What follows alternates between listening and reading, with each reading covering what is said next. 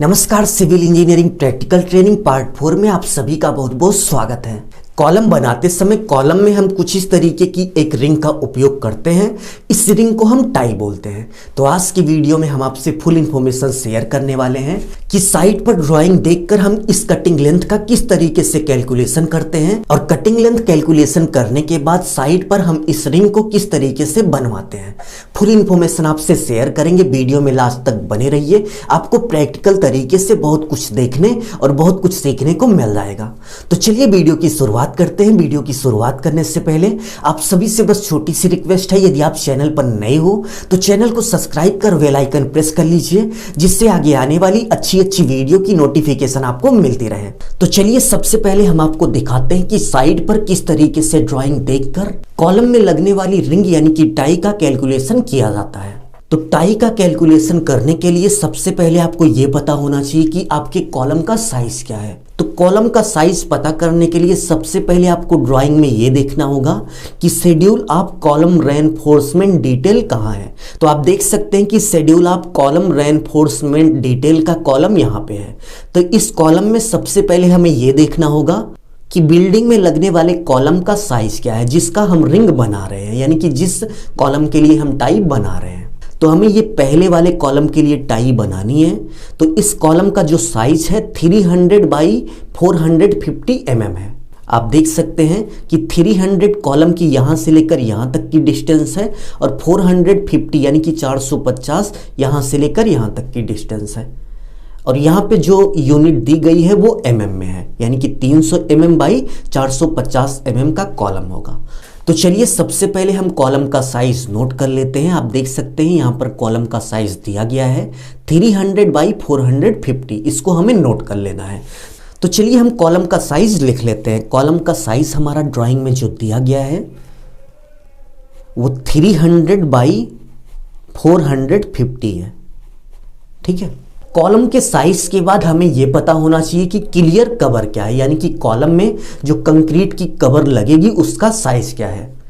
तो चलिए हम ड्राइंग में देखते हैं कि कंक्रीट कवर का साइज कॉलम के लिए क्या दिया गया है। तो ड्राइंग में यदि आप नोट वाले बॉक्स में देखेंगे तो आप यहाँ पे देख सकते हैं कि कॉलम कंक्रीट कवर का जो साइज है वो 40 mm दिया गया है। आप देख सकते हैं clear cover for column 40 mm। तो इस 40 mm को हमें यहाँ पे लिख लेना है। क्लियर कवर में हम 40 mm लिख देते हैं। ये हमारा 40 mm कॉलम में लगने वाले कवर का साइज है। कॉलम में लगने वाले क्लियर कवर के बाद हमें ये पता होना चाहिए कि डाया ऑफ स्टील बार। तो चलिए हम ड्राइंग में देखते हैं कि कहाँ पर डाया ऑफ स्टील बार दिया रहता है। तो कॉलम टाई रिंग बनाने की जो डिटेल है वो शेड्यूल ऑफ कॉलम रेनफोर्समेंट वाले कॉलम में दी रहती है। आप देख सकते हैं। तो schedule of column reinforcement detail में आने के बाद हमें ये देखना रहता है कि हमें किस कॉलम के लिए रिंग बनानी है, यानी कि किस कॉलम के लिए हमें टाई बनानी है।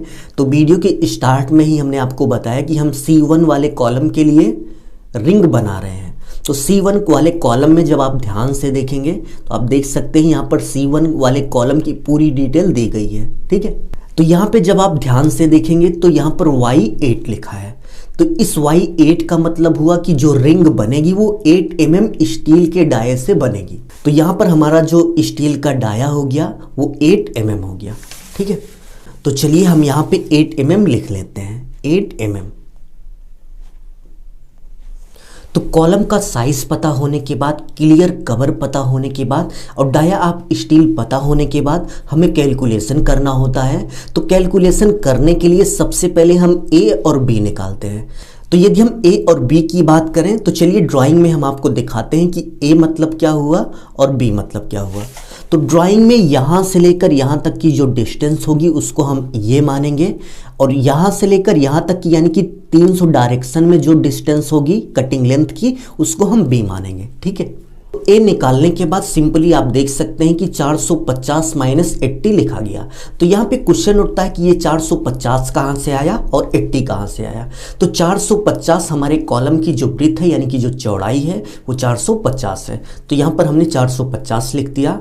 नेक्स्ट यदि हम 80 की बात करें कि यहाँ पर 80 कहाँ से आया, तो कॉलम में जो क्लियर कवर लगी है वो 40 mm की लगी है और 450 वाले डायरेक्शन में 2 क्लियर कवर लगेंगी। आप देख सकते हैं ये आपकी 450 वाली कॉलम की डायरेक्शन है और यहाँ पर एक कवर ब्लॉक यहाँ पे लगेगी जो कि 40 mm की होगी और दूसरी कवर ब्लॉक यहाँ पे लगेगी जो कि 40 mm की होगी। तो 40 इस तरफ और 40 इस तरफ मिलाकर आपका 80 हो गया। यहाँ पर हमने 80 लिख दिया, ठीक है। इसी तरीके से बी की बात करें तो बी में हमारा 300 माइनस 80 लिखा गया है। तो क्वेश्चन उठता है कि भाई 300 कहाँ से आया, 80 कहाँ से आया। तो कॉलम की जो लेंथ है यानी कि लंबाई है, यानी कि यहाँ से लेकर यहाँ तक की जो डायरेक्शन है वो 300 है। तो हमने यहाँ पर 300 लिख लिया, ठीक है। अब नेक्स्ट अगला क्वेश्चन उठता है कि 80 कहाँ से आया। तो कॉलम में जो 300 की डायरेक्शन है यहाँ पे आप देख सकते हैं कि एक कवर ब्लॉक 40 mm का इस साइड लगेगा और एक कवर ब्लॉक इस साइड लगेगा, ठीक है। तो दोनों कवर ब्लॉक को यदि हम 40 mm जोड़ते हैं तो हमारा 80 आया, ठीक है। इसीलिए हमने 80 यहाँ पर माइनस कर दिया। तो इस तरीके से ए की जो वैल्यू है 370 हो गई और बी की जो वैल्यू है 220 हो गई, ठीक है। ए और बी निकालने के बाद एक फॉर्मूला होता है। यदि हम फॉर्मूले की बात करें तो आप फॉर्मूला देख लीजिए कि a plus B into 2 plus 2 into 10 into D minus 3 into 2d minus 2 into 3d। तो चलिए फॉर्मूले पे हम वैल्यू को पुटअप करते हैं और बताते हैं कि यहाँ पर ये सभी कुछ कहाँ से आया। तो सबसे पहले यदि हम a की बात करें तो पहले ही हम a की वैल्यू 370 निकाल चुके हैं। तो यहाँ पे हमने 370 लिख दिया। प्लस b की बात करें तो b की वैल्यू हमने 220 निकाली, तो यहाँ पर 220 हो गया। इंटू 2 तो यहाँ पर हमने 2 से गुणा कर दिया, प्लस 2 इंटू 10d। तो यहाँ पे हमने 2 लिखा इंटू 10 लिखा। अब यहाँ पे क्वेश्चन उठता है कि d की जगह हमें क्या लिखना है। तो d की जगह हमें डाया आप बार लिखना है। तो डाया आप बार हमने पहले ही 8 mm निकाल रखा था, तो यहाँ पे हमने 8 mm कर दिया। माइनस 3 इंटू 2d, तो 3 इंटू 2 करने के बाद d की जगह हम डाया आप स्टील बार लिखेंगे, यानी कि यही 8 लिखेंगे यहाँ पे। नेक्स्ट माइनस 2 इंटू 3d, तो 2 इंटू 3d की जगह पे हमें डाया आप बार 8 mm लिखना है। तो हमने यहाँ पर 8 mm लिख दिया, ठीक है। आप देख सकते हैं यहाँ पर 8 mm लिखने के बाद हमने इन सभी को सॉल्व कर लिया। सॉल्व करने के बाद आप देख सकते हैं कि 1244 mm आया। तो कॉलम के इस साइज में रिंग लगाने के लिए, जो हम रिंग बनाने के लिए स्टील की कटिंग लेंथ कराएंगे, यानी कि स्टील की कटिंग कराएंगे, उसकी जो टोटल लेंथ होगी वो 1244 mm होगी। तो चलिए अब हम आपको साइड पर लिए चलते हैं और 1244 mm की एक सरिया 8 mm डाया में कटिंग कराते हैं, ठीक है। तो सबसे पहले हम 8 mm की स्टील यानी कि सरिया लेंगे। 8 mm की स्टील लेने के बाद सिंपली हमें 1244 mm माप लेना है। तो सरिये में हमें 1244 mm माप कर कुछ इस तरीके से निशान लगा देना है। आप देख सकते हैं इस सरिये को हमने माप के 1244 mm की दूरी पर एक चौक से निशान लगा दिया है। निशान लगाने के बाद कुछ इस तरीके से हम 1244 mm पे जहां पर हमने निशान लगाया था उसी जगह से हम इस सरिये को काट देंगे। आप देख सकते हैं हमारी सरिया कटिंग हो रही है।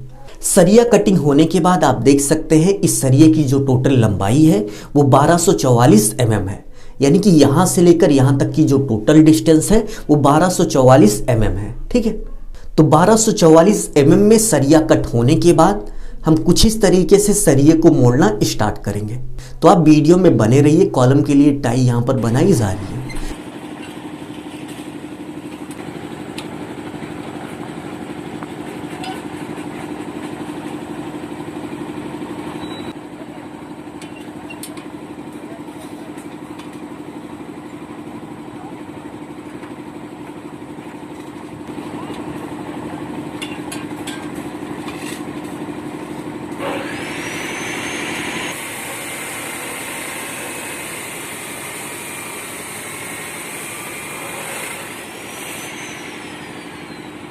सो आप देख सकते हैं कि हमने 1244 mm की सरिया मोड़कर कुछ इस तरीके से टाई बना ली।